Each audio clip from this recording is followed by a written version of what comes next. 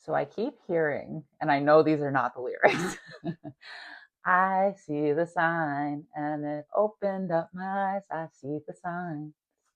And I think it's I see the sun or I see the light. Okay, so don't kill me for the change, but I keep hearing it over and over and over again. And it feels like the message that's coming through with this is under construction, under construction. I don't know if that's another song, but it feels like you're starting to receive the signs, the synchronicities, the ideas of what to do next, of what it is that you actually want to bring into fruition. You're starting to finally be able to see a clearer picture. And I'm hearing that you're receiving a lot of downloads about this. So you're receiving a lot of downloads, you're receiving a lot of information about this. It feels like there's a spark that's happening for you, kind of like a click into space. Like things are finally clicking together. And what's coming through is like, and I talked about this a couple videos ago, but like, finding the breadcrumbs, right? Finding these little breadcrumbs that are going to lead you to the big goal at the end, right? Or finding these little tokens that are going to lead you to the pot of gold is what I'm seeing right now. And rainbows could be significant. And it feels like you're starting to actually see the signs and see them for what they were. So it does feel like at a point in time, you were not able to exactly recognize the signs, or you saw them and you didn't know what to do with them, or you saw them and you didn't know exactly how to put them into place. And you may still not know that. Okay. But it does feel like you're starting to get this excited energy of this receiving of information that is guiding you forward. And what I keep hearing is follow your highest excitement. It's always going to lead you to exactly where you are meant to be and where you are meant to go and your highest timeline. And that's kind of what this little breadcrumb that you're receiving is, this little piece that you can add to your puzzle that's connecting the dots for you.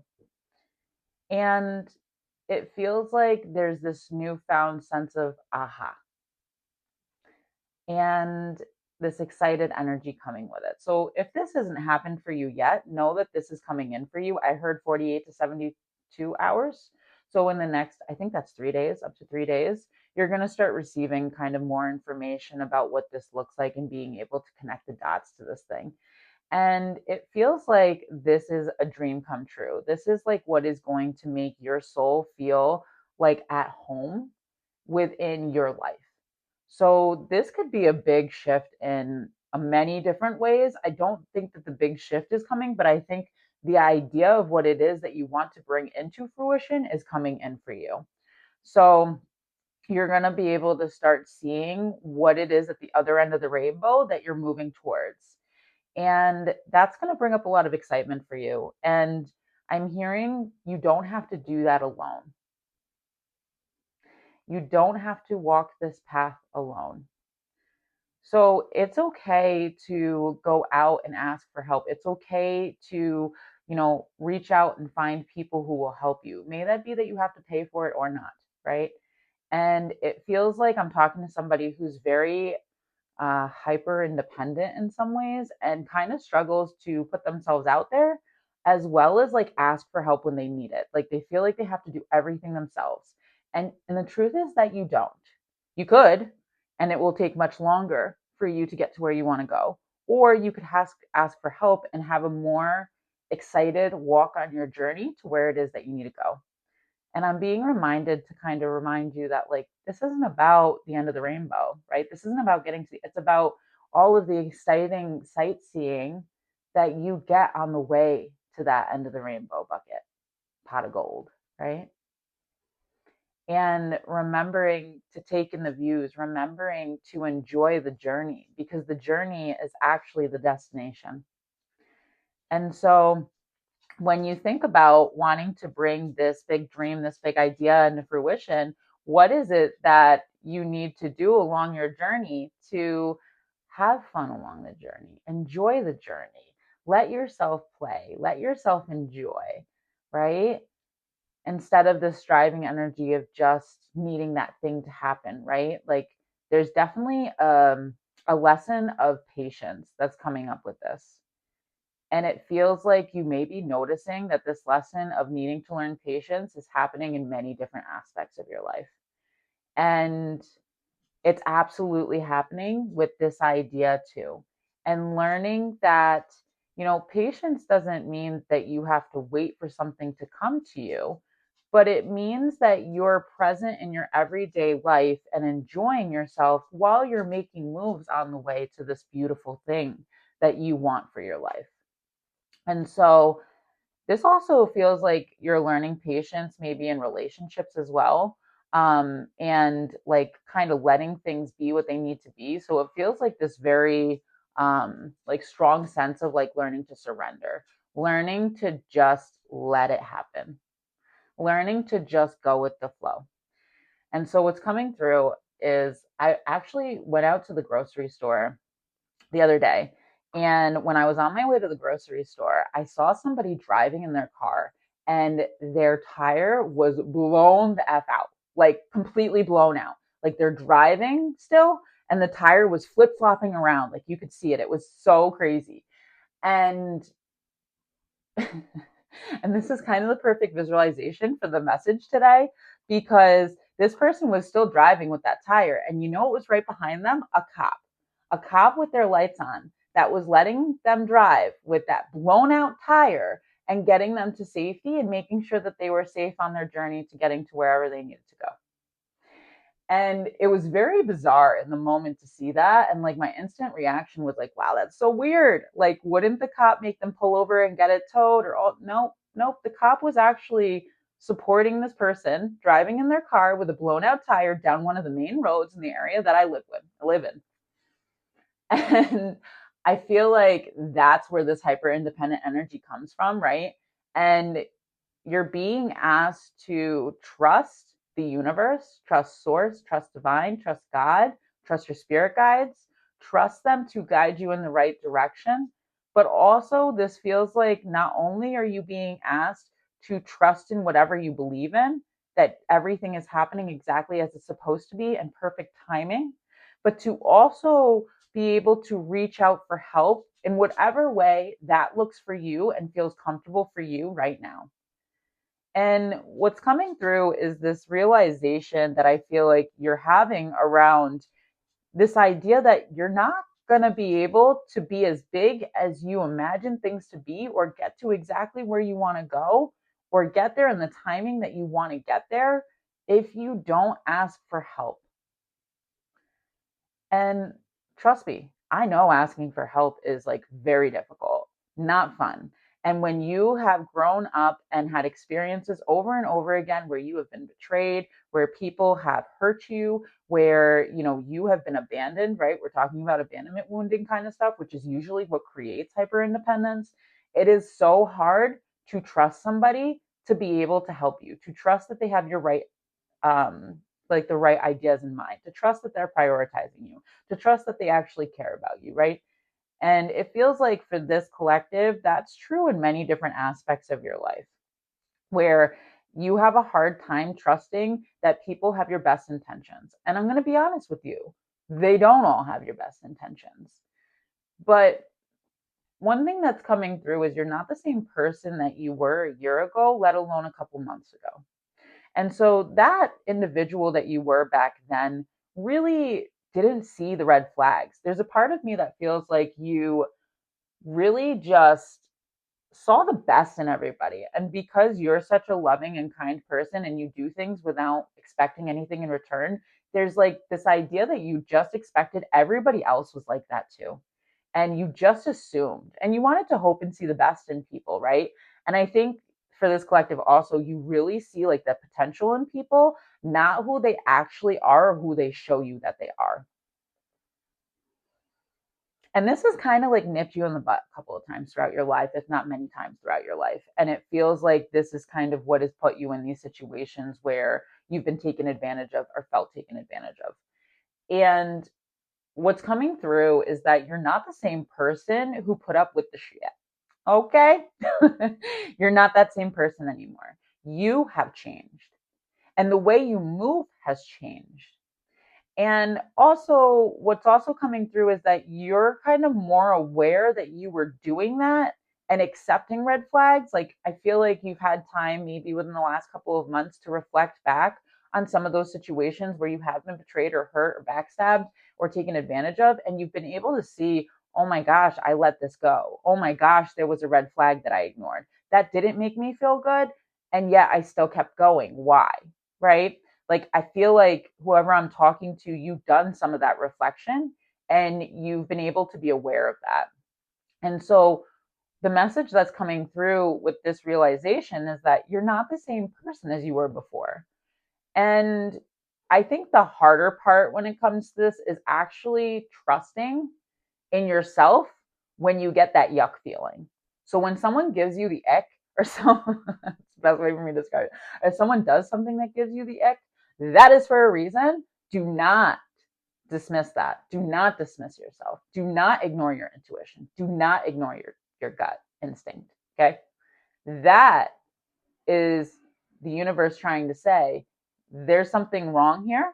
There's something not right here that needs to be attended to.